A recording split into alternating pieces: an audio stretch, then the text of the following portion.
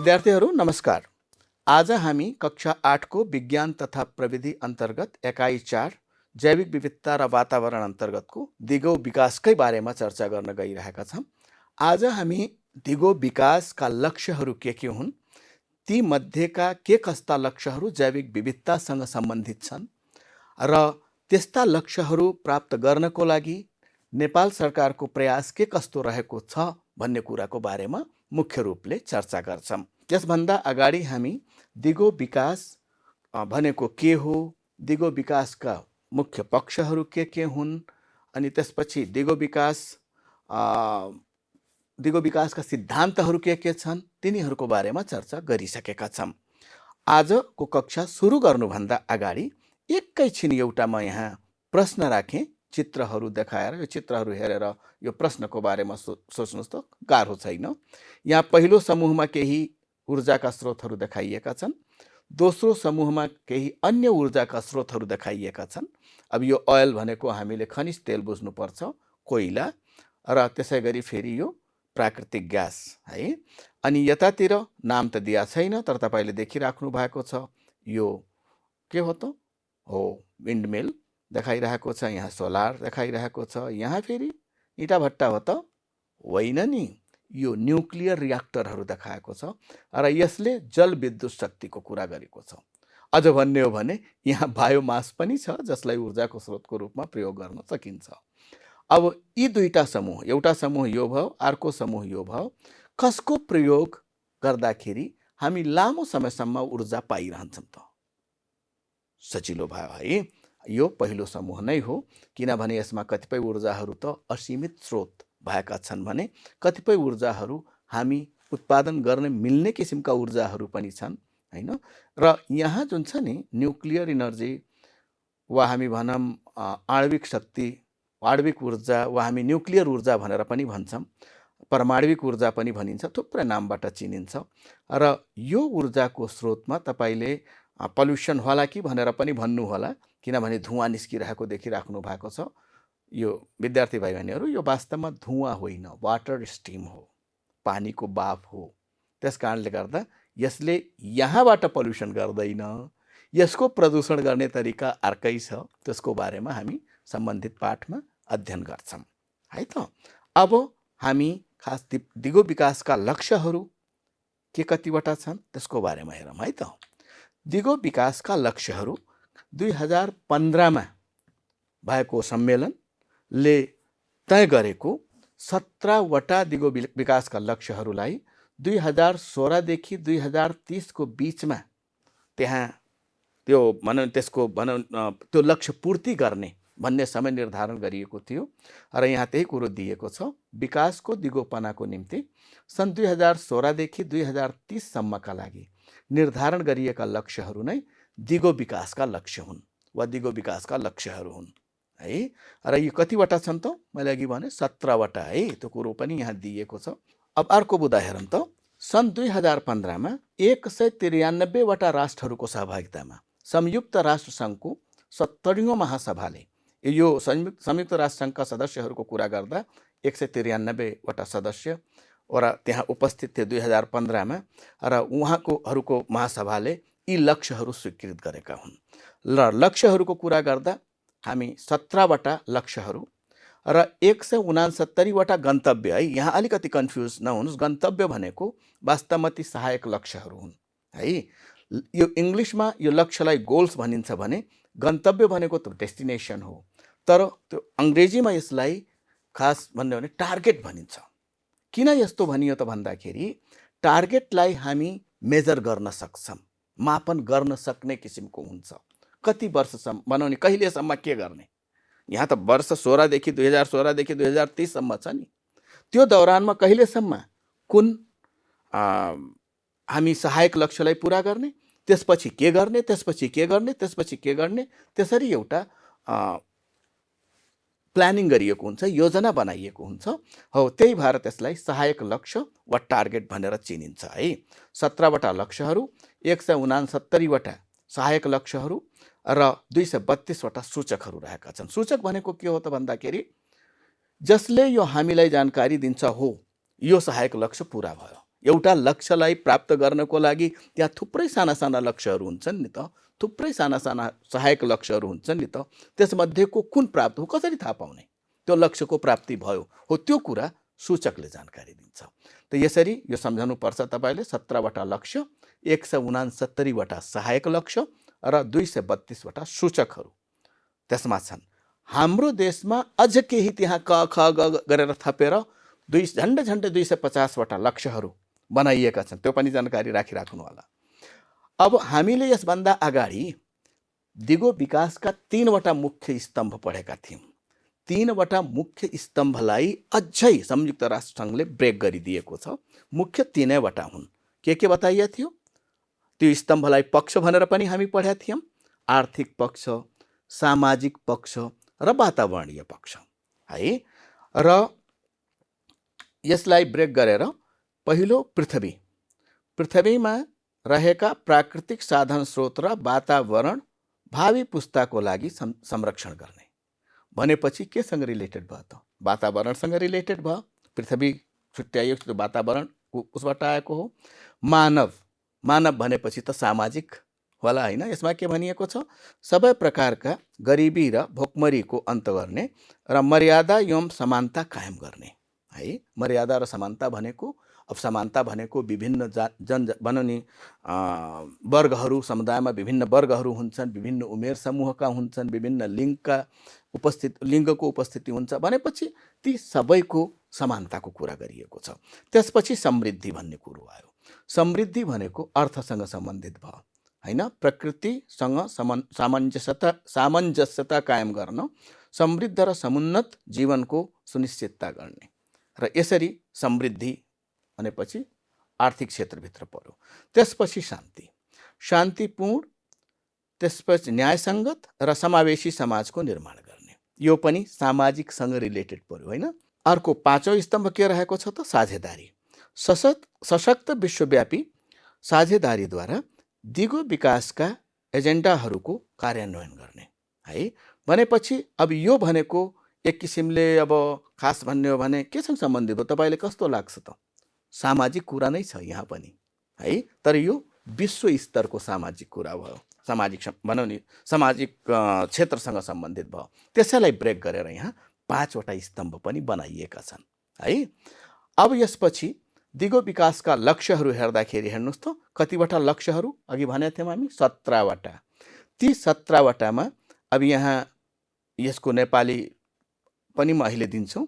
यो no poverty 1 नम्बरमा, त्यहाँ उसको अर्कै एउटा सङ्केत छ। यसै गरी 0 हङ्गर अर्को सङ्केत दिएको छ। यसै गरी यहाँ तपाईँले हेर्नुभयो भने गुड हेल्थ एन्ड वेलबिङ, त्यसै गरी quality education, gender equality, clean water and sanitation, त्यसपछि एफोर्डेबल एन्ड क्लिन इनर्जी, यसै गरी फेरि decent work and economic growth, त्यसपछि इन्डस्ट्री, इनोभेसन एन्ड इन्फ्रास्ट्रक्चर, त्यसै गरी reduced inequalities, sustainable cities and communities.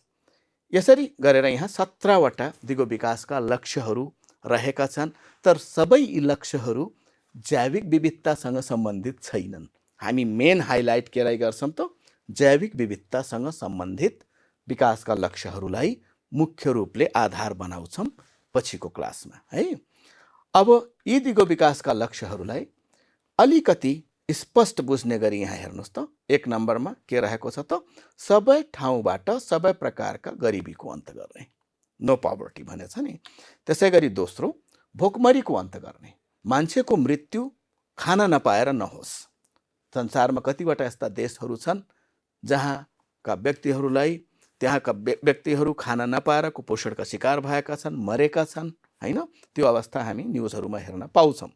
भोकमरीको अन्त्य गर्ने, खाद्य सुरक्षा र उन्नत पोषण सुनिश्चित गर्ने र दिगो विकासको प्रवर्धन गर्ने है। अनि त्यसपछि तेस्रोमा के रहेको छ त? सबै उमेर समूहका व्यक्तिहरूको लागि स्वस्थ जीवन सुनिश्चित गर्दै समृद्ध जीवन प्रवर्धन गर्ने भनेपछि यो स्वास्थ्यसँग रिलेटेड भयो है, गुड हेल्थसँग। त्यसपछि चौथो के रहेको छ? सबैको लागि समावेशी तथा समतामूलक गुणस्तरीय शिक्षा सुनिश्चित गर्ने र जीवन पर्यन्त सिकाइका अवसरहरू प्रवर्धन गर्ने। यो सङ्केतबाट पनि त्यो कुरो बुझिन्छ। र पाँचौँको सङ्केत तपाईँले हेर्नुभयो भने यहाँ यो एउटा मेलको सिम्बल हो, अर्को फिमेलको सिम्बल हो भनेपछि पक्कै यो लैङ्गिक समानतासँगको कुरा होला। लैङ्गिक समानता हासिल गर्ने र सबै महिला, किशोरी र बालिकालाई सशक्त बनाउने है। त्यसपछि छैठौँ तपाईँले त्यहाँ हेर्नुभयो भने त्यहाँ गिलासमा पानी भए जस्तो छ, भित्र पानीको थोपा पनि देखाइएको छ। यसमा के रहेछ? सबैको लागि स्वच्छ पानी र सरसफाइको उपलब्धता र दिगो व्यवस्थापन सुनिश्चित गर्ने है। यसरी सातौँमा सबैका लागि किफायती, विश्वसनीय, दिगो र आधुनिक ऊर्जामा पहुँच सुनिश्चित गर्ने। आठौँ, भरपर्दो, समावेशी र दिगो आर्थिक वृद्धि तथा सबैका लागि पूर्ण र उत्पादनमूलक, रोजगारी र मर्यादित कामको प्रवर्धन गर्ने। नवौँमा उत्थानशील पूर्वाधारको निर्माण, समावेशी र दिगो औद्योगिकरणको प्रवर्धन र नवीन खोजलाई प्रोत्साहन गर्ने। नयाँ नयाँ खोजी गरेर नयाँ नयाँ यन्त्रहरूको आविष्कार, नयाँ अरू कुराहरू, यन्त्र मात्रै यसमा आउँदैनन्, कुनै पनि नयाँ खोजलाई भने हो। दसौँ, मुलुकभित्र तथा मुलुकहरू बीचको असमानता घटाउने। सबै मुलुक एक समान छैनन्। मुलुकभित्र पनि के को मुलुक, हाम्रो समाजभित्र पनि हामी विभिन्न किसिमको असमानता भएका पाउँछौँ र यी असमानताको बीचको दूरी घटाउने लक्ष्य राखिएको छ। यसै गरी 11 नम्बरमा सहर तथा मानव बसोबासलाई समावेशी, सुरक्षित, उत्थानशील र दिगो बनाउने। 12औं लक्ष्यमा के भनिएको छ? दिगो उपभोग र उत्पादन प्रणाली सुनिश्चित गर्ने। 13औं, जलवायु परिवर्तन र यसको प्रभाव नियन्त्रण गर्न तत्काल पहल थाल्ने है। जलवायु परिवर्तन भन्ने कुरा हामी यसभन्दा अघिको क्लासमा पनि चर्चा गरेका थियौँ र अहिले हामी त्यो भोगिरहेको अवस्था पनि हो र त्यसको बारेमा बताइएको थियो। दुई तरिकाले हामी जलवायु परिवर्तनसँग जुझ्न सक्छौँ। एउटा न्यूनीकरण गरेर र अर्को के गरेर? अनुकूलन गरेर। र त्यसको मिनिङ पनि मैले तपाईँलाई राम्रो इक्जाम्पल दिएर बताएको थिएँ। दिगो विकासका लागि महासागर, समुद्र र समुद्री साधन स्रोतहरूको दिगो प्रयोग तथा संरक्षण गर्ने। यो पानीमा पाइने जीवहरूको बारेमा छ भाइ बहिनीहरू। हुन त नदी, खोला, तालमा पनि जीवहरू पाइन्छन्, तर धेरै जसो जनावरहरू, वनस्पतिहरू धेरै सङ्ख्यामा समुद्रमा बस्दा रहेछन्, जमिनमा त कम बस्दा रहेछन् है। त्यसपछि 15औं नम्बरमा के छ? स्थानीय पर्यावरणको संरक्षण, पुनर्स्थापना र दिगो उपयोगको प्रवर्धन गर्ने। वनको दिगो व्यवस्थापन गर्ने, मरुभूमिकरण र भूक्षय रोक्ने तथा जैविक विविधताको संरक्षण गर्ने। 15 नम्बरमा। 16औं नम्बरमा दिगो विकासको लागि शान्तिपूर्ण र समावेशी समाजको प्रवर्धन गर्ने, सबैको न्यायमा पहुँच सुनिश्चित गर्ने र सबै तहमा प्रभावकारी, जवाबदेही र समावेशी संस्थाको स्थापना गर्ने। र अन्तिममा के रहेछ? दिगो विकासका लागि विश्वव्यापी साझेदारी सशक्त बनाउने र कार्यान्वयनको लागि स्रोत साधन सुदृढ गर्ने।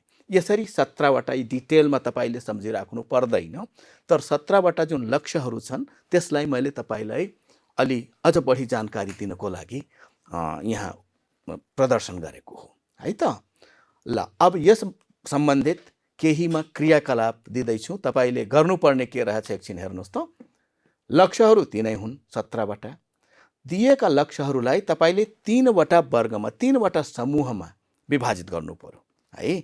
दिएका लक्ष्यहरूलाई अर्थव्यवस्था, समाज र वातावरण गरी 3 समूहमा छुट्याउनुहोस्। तपाईँ 3वटा कलम भएको एउटा तालिका बनाउनुहोस् है। यसरी तालिका बनाउनुहोस् र त्यस तालिकामा आर्थिक भनेर लेख्नुहोस्, वा अर्थव्यवस्था भनेर भनेको छ, अर्थव्यवस्था भनेर लेख्नुहोस्। अर्थव्यवस्था, त्यसपछि समाज, त्यसपछि वातावरण है।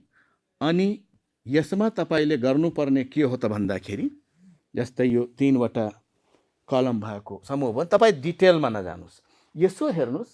नो पवर्टी भनेर भनेको छ, मिनिङ त्यति त अर्थ लाउन सक्नुहुन्छ, केसँग सम्बन्धित होला त्यता लगेर राखिदिनुहोस्।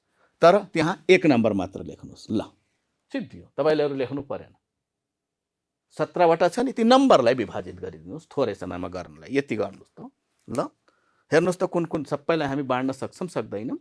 तपाईँले यदि कुनै दुईतिर पर्छ भनेर लाग्यो भने तपाईँले कुनै एउटामा राखिदिनुहोस्, कुनै एउटा समूहमा राखिदिनुहोस्। कुनै कुनै यस्ता छन् जुन यता पनि मिल्छ जस्तो लाग्छ, अर्कोतिर पनि मिल्छ जस्तो लाग्छ, मिल्ने कुनै एउटा समूहमा राखिदिनुहोस्। ल, अर्थव्यवस्था, समाज र वातावरण, 3 समूहमा छुट्याउनुहोस् है त। ल, अब तपाईँले गरेको क्रियाकलाप कतिको मिल्यो भन्ने कुरा यहाँबाट हेरौँ है त।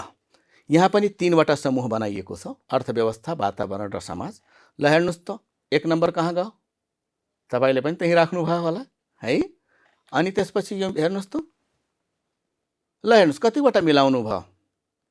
कुनै नमिलेको अवस्था छ कि? नमिलेको अवस्थामा यस्तो होला जुन दुईतिर पर्छ, त्यसको लागि तपाईँ पिर गर्नु पर्दैन। तर तपाईँले एउटा कुरा के थाहा पाउनुहुन्छ भने यी सबै 17वटा जुन लक्ष्यहरू छन्, यिनीहरूलाई 3 समूहमा हामीले बाँड्न सकिने रहेछ, 3 समूहमा छुट्याउन सकिने रहेछ।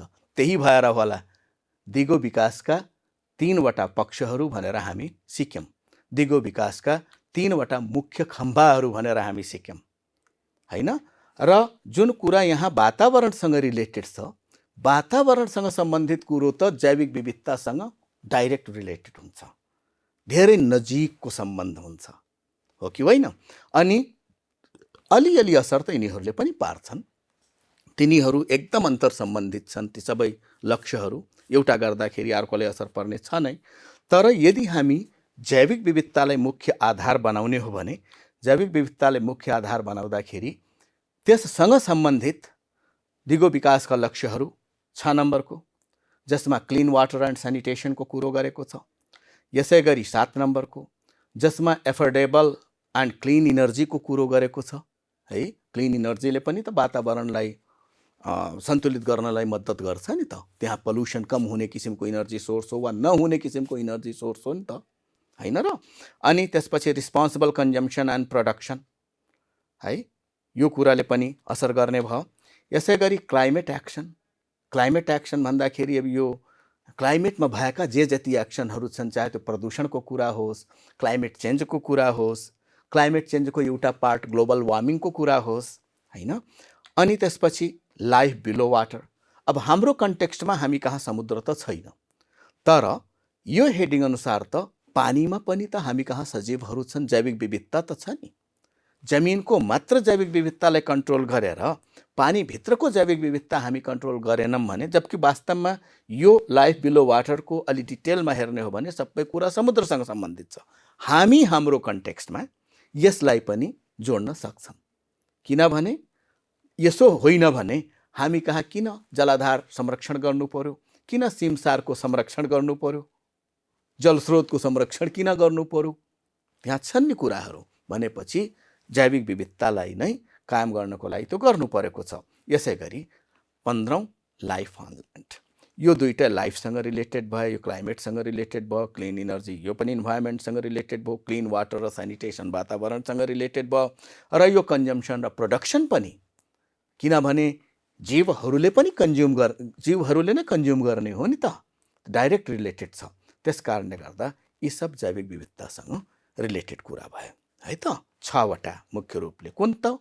6औं, 7औं, 12औं, 13औं, 14औं र 15औं, यी लक्ष्यहरू जैविक विविधतासँग सम्बन्धित छन् है। दिगो विकासका लक्ष्य प्राप्तिमा नेपालले के कस्तो प्रयास गरेको छ त? नेपालको प्रयास कस्तो रह्यो त? नेपाल राष्ट्रिय ढाँचा र सोका सूचक सहित 12 वर्ष कार्यक्रम तय गरेको छ। 16 देखि 30 भनेको कति वर्ष भयो? 14 वर्ष हैन? 16 देखि 30 एकचोटि गर्नुहोस् त कति वर्ष भयो? 15 वर्ष।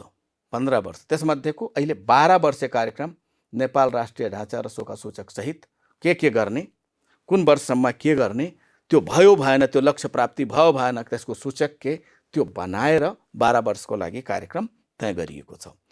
अनि यसै गरी रैथाने प्रजाति लोप हुनबाट जोगाउने प्रतिबद्धता, चाहे त्यो जनावर होस्, वनस्पति होस्, वनस्पतिमा जङ्गली वनस्पति होस्, हाम्रो बाली बिरुवा होस् हैन, तिनीहरूलाई जोगाउने प्रतिबद्धता पनि छ। यसै गरी कृषि योग्य भूमि संरक्षणका उपाय अवलम्बन गर्ने प्रतिबद्धता। हाम्रै क्रियाकलापले गर्दा दिन प्रतिदिन कृषि योग्य भूमिहरू घट्दो अवस्थामा छ। हामी कृषि प्रधान देश भए पनि हाम्रो धेरै अन्नहरू विदेशबाट ल्याउनु पर्ने अवस्था, हाम्रो लागि अन्नहरू विदेशबाट ल्याउनु पर्ने अवस्था छ र विदेशले बेला बेलामा रोक्दाखेरि हामी महँगीको भार खेप्नु परिरहेको छ हैन। त यसरी कृषि योग्य भूमि संरक्षण गरेर यदि त्यहाँ उत्पादन गरियो भने हामीले बाहिरबाट अन्न ल्याउनु पर्दैन नि, हैन त। अनि त्यसपछि पानीको मुहानको खोजी, जलाधार संरक्षण। जलाधार भनेको के हो भाइ बहिनीहरू? जलाधार भनेको जुन ठाउँमा विभिन्न वर्षाको पानी आएर जम्मा हुन्छ र त्यहाँबाट नदीको रूप लिएर यो के हुन्छ त बाहिर निस्कन्छ, जस्तै हाम्रो बागमती जलाधार है। यसै गरी थुप्रै जलाधारहरू हाम्रो देशमा छन्, किनभने हाम्रो देशको धेरै भूभाग भिरालो सतह भएको छ र त्यहाँ वर्षाको पानी जम्मा हुने ठाउँ थुप्रै ठाउँमा रहेको छ। यसरी आफ्नो वरिपरिको जलाधारको बारेमा चिन्नु होला है त। र पानीको मुहानको खोजी र जलाधार संरक्षण तथा सम्वर्धन मार्फत सबैलाई स्वच्छ खाने पानी उपलब्ध गराउने प्रतिबद्धता। अरू पनि काम गरिएका छन्। प्रदूषण नियन्त्रण, कार्बन डाइअक्साइड ग्यास उत्सर्जन न्यूनीकरण, व्यवस्थित औद्योगिकरण, प्राकृतिक संसाधनको समानुपातिक प्रयोग। यो सबै टर्महरू, सबै पदहरू तपाईँले राम्ररी बुझ्नु भएको जस्तो लाग्छ। हामी पहिला पनि चर्चा गरिसकेका छौँ।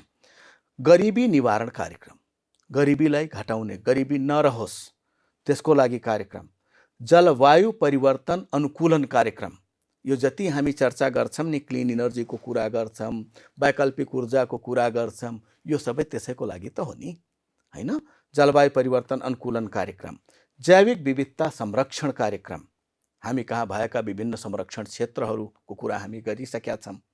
गुणस्तरीय शिक्षाको लागि लगानी वृद्धि, पहिला भन्दा हाम्रो यो वार्षिक बजेटमा पनि पहिला भन्दा शिक्षाको क्षेत्रमा बजेट बढाइएको छ, यसैको लागि हो।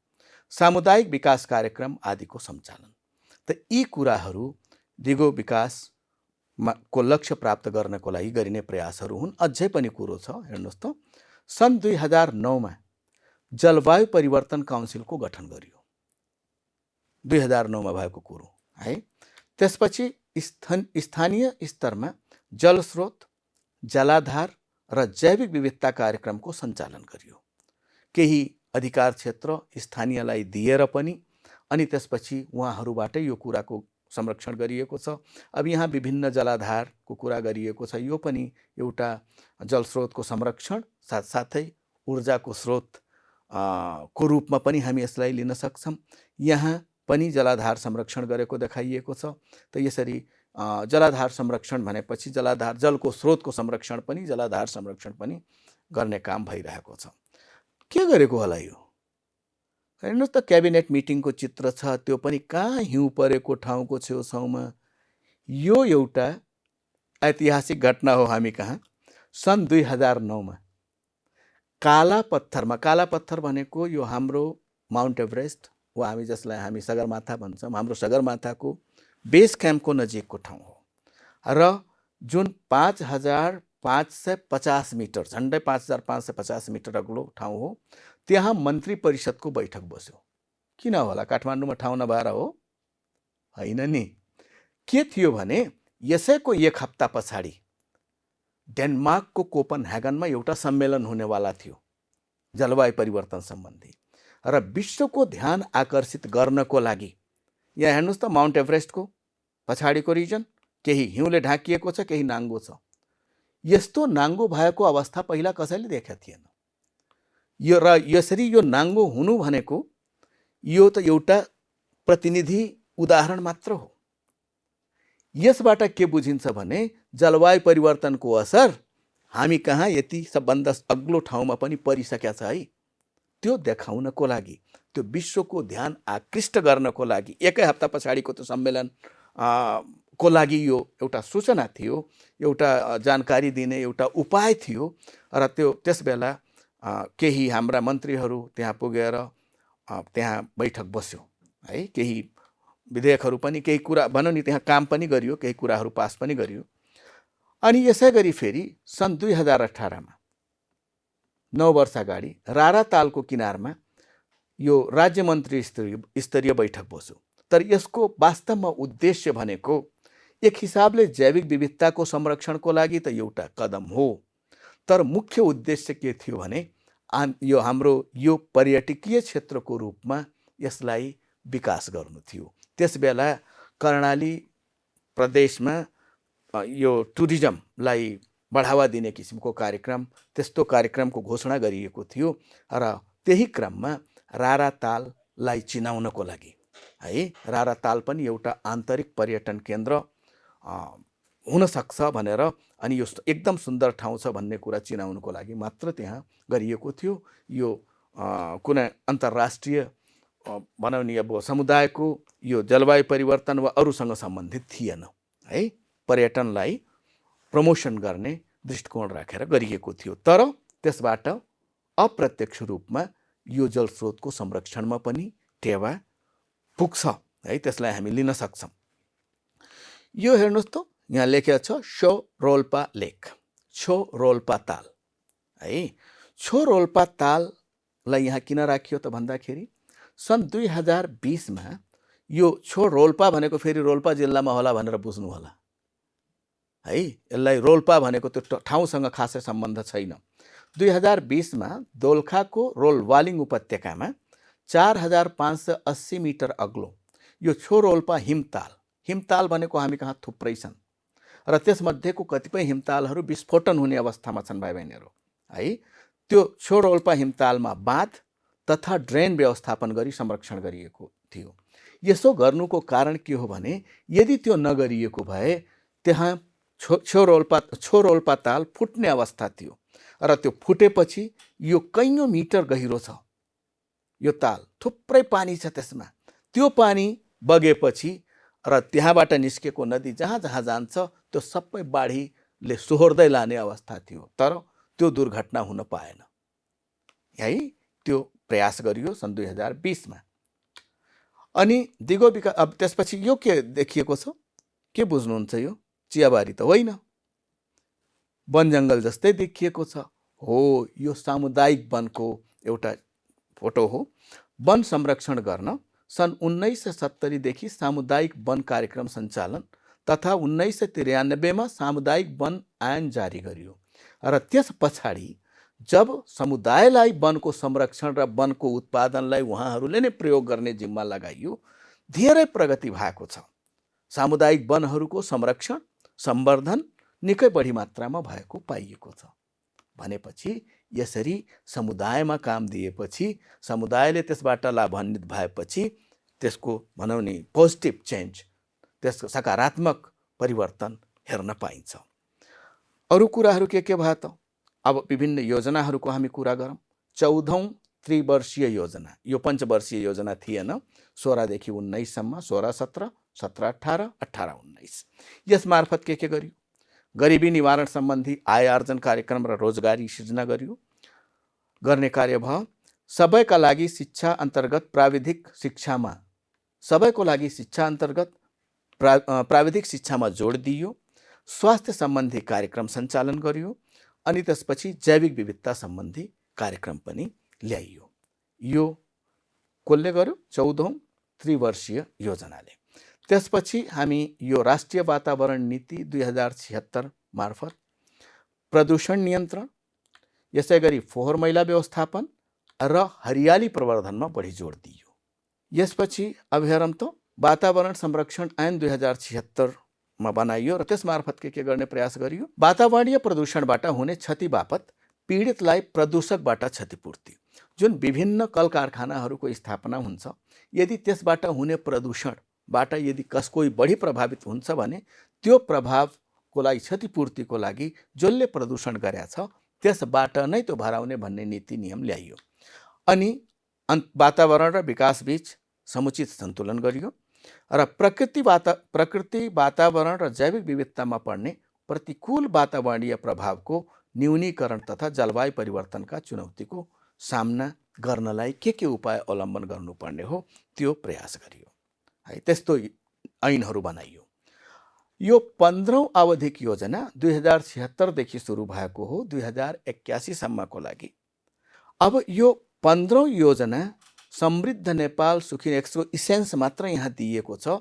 सुखी नेपालीको दीर्घकालीन सोच हासिल गर्ने आधार योजनाको रूपमा रहनेछ र यसरी यहाँ जति दिए पनि कुरो के भयो त भन्दाखेरि यहाँ बिचमा कोभिडको प्रभावले गर्दा अर्थतन्त्र डामाडोल, होइन, विकास कार्यहरू गर्न पाइएन र जसबाट संसारभरि प्रभावित भयो भने नेपाल पनि त्यही संसारमै भएको हुनाले गर्दा त्यो प्रभाव नेपालले पनि खेप्नु पर्यो। सोचेको जस्तो भएन है, सोचेको। त्यसबाहेक अरू कारणहरू पनि थिए, तपाईँहरूले त्यो खोज्दै जाँदाखेरि बुझ्नुहुन्छ।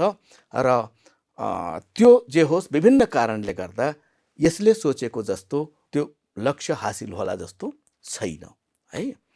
अब तपाईँले यहाँसम्म आइपुग्दाखेरि तपाईँले दिगो विकासका लक्ष्यहरू के हुन्, ती लक्ष्यहरू हासिल गर्नको लागि नेपालले के कस्तो प्रयास गरेको छ भन्ने कुराको बारेमा के कति बुझ्नुभयो त? यहाँ अलिकति तथ्याङ्कहरू बढी छन्। सबै तथ्याङ्क तपाईँले सम्झिराख्नुपर्ने होइन, बुझ्दा पुग्छ। तर केही तथ्याङ्कहरू, महत्त्वपूर्ण घटनाहरू तपाईँले जान्नुपर्ने हुन्छ, सम्झनुपर्ने हुन्छ है त। त्यो सम्झने प्रयास गर्नु होला। ल भाइ बहिनीहरू, तपाईँले अब कति सिक्नुभयो त्यो एकछिन हेरौँ है त। पहिलो प्रश्न छ, रारातालको किनारमा नेपालको राज्य मन्त्री स्तरीय बैठक कहिले बसेको थियो? 2009मा, सन् 2014मा, सन् 2018मा वा सन् 2020मा? अन्दाज गर्नुभयो? तपाईँले थाहा छ नि, सन् 2018मा। स्याबास। त्यसपछि दोस्रो प्रश्न, सगरमाथाको आधार क्षेत्र कालापत्थरमा मन्त्री स्तरीय बैठक बस्नुको उद्देश्य के थियो? अन्तर्राष्ट्रिय र आन्तरिक पर्यटकहरूलाई आकर्षित गर्न, जलवायु परिवर्तनको असरबारे विश्वको ध्यान आकर्षित गर्न, विश्व समुदायमा जलवायु परिवर्तनको सचेतना जगाउन, सगरमाथाको सुन्दरतातिर विश्व पर्यटकको ध्यान आकर्षित गर्नु भनेपछि यो चारवटा बुदाहरूमा धेरै नजिकको, यो घ र क अलिकति नजिकै छ। तर यहाँ दुईटा पर्यटकहरूको कुरो गरिएको छ, यहाँ खास आफ्नो सगरमाथाले चिनाउने कुरो गरिएको छ। अब हेर्नुहोस् त, यी चारवटामा कुन नजिकको पर्यो? यो पनि तपाईँले शैलीसँग चिन्नुभयो। जलवायु परिवर्तनको असरबारे विश्वको ध्यान आकर्षित गर्नु। तेस्रो प्रश्न, कुन भनाइ सत्य छ? दिगो विकासका 17वटा लक्ष्य र 169वटा गन्तव्यहरू छन्, जसलाई मैले सहायक लक्ष्य पनि भन्न सकिन्छ भनेको थिएँ। दिगो विकासका 17वटा लक्ष्य र 232वटा गन्तव्यहरू छन्। दिगो विकासका 17वटा गन्तव्य र 169वटा सूचकहरू छन्, वा दिगो विकासका 17वटा गन्तव्य र 232वटा सूचकहरू छन्। यसमा कुन सही जस्तो लाग्छ? पहिल्यै सही हो नि, होइन? ल, ठिक छ। अब अर्को प्रश्न हेर्नुहोस् त भाइ बहिनीहरू, संयुक्त राष्ट्र सङ्घले दिगो विकासका लक्ष्यहरू कहिले स्वीकृत गरेको हो? सन् 2015मा, 2016मा, 2018मा वा 2020मा? तपाईँ यहाँ कन्फ्युज हुन सक्नुहुन्छ। 2015 भनेर 2015मा लक्ष्यहरू तय गरिएको हो, तर स्वीकृत गरेको सन् 2016मा हो है। ल, हेर्नुहोस् त। अब त्यसपछि अर्को प्रश्नहरू, अब जुन लेख्नको लागि दिएको छ, अब तपाईँले उत्तर लेख्नुपर्ने छ। पहिलो प्रश्न हेर्नुहोस् त, दिगो विकासका कुनै 4वटा लक्ष्यहरू उल्लेख गर्नुहोस्। भएका 17वटा लक्ष्य मध्येको जुनसुकै 4वटा लक्ष्यहरू तपाईँले लेख्दा हुन्छ। त्यसपछि दोस्रो, दिगो विकासको लक्ष्य निर्धारण गर्नुका उद्देश्य स्पष्ट पार्नुहोस्। किन दिगो विकासका लक्ष्यहरू निर्धारण गरियो त? गरेर के फाइदा हुने भयो, वा के कारण थियो त्यो लक्ष्य निर्धारण गर्नुको? त्यो कुरालाई आधार बनाएर तपाईँले उत्तर लेख्नु होला। तेस्रो प्रश्न, संयुक्त राष्ट्र सङ्घले निर्धारण गरेका लक्ष्यहरूमध्येका लक्ष्य 13, 14 र 15ले दिगो विकासमा कसरी मद्दत गर्छन्? व्याख्या गर्नुहोस् है। यसमध्येको कुनै यस्तो होला जुन हाम्रो देशमा नभए पनि विश्वव्यापी रूपले त्यसले असर पार्ने रहेछ, त्यसलाई पनि तपाईँले लेख्ने प्रयास गर्नु होला है त। त्यसपछि चौथो, दिगो विकासका लक्ष्यहरूको प्राप्तिका लागि गरेका प्रयासहरूलाई आधार बनाई एउटा निबन्ध लेख्नुहोस् है। त्यो तिथिमिथि राखेर अनि त्यसपछि तपाईँले कति सक्नुहुन्छ, तपाईँ भनौँ नि यो हाम्रो वेबसाइटहरूमा गएर अनि त्यहाँ खोजेर त्यस्तो सामग्रीहरूबाट पनि तपाईँले जानकारीहरू ल्याएर राख्न सक्नुहुन्छ। र आजको कक्षा यति भाइ बहिनीहरू, बाँकी अर्को क्लासमा। नमस्ते।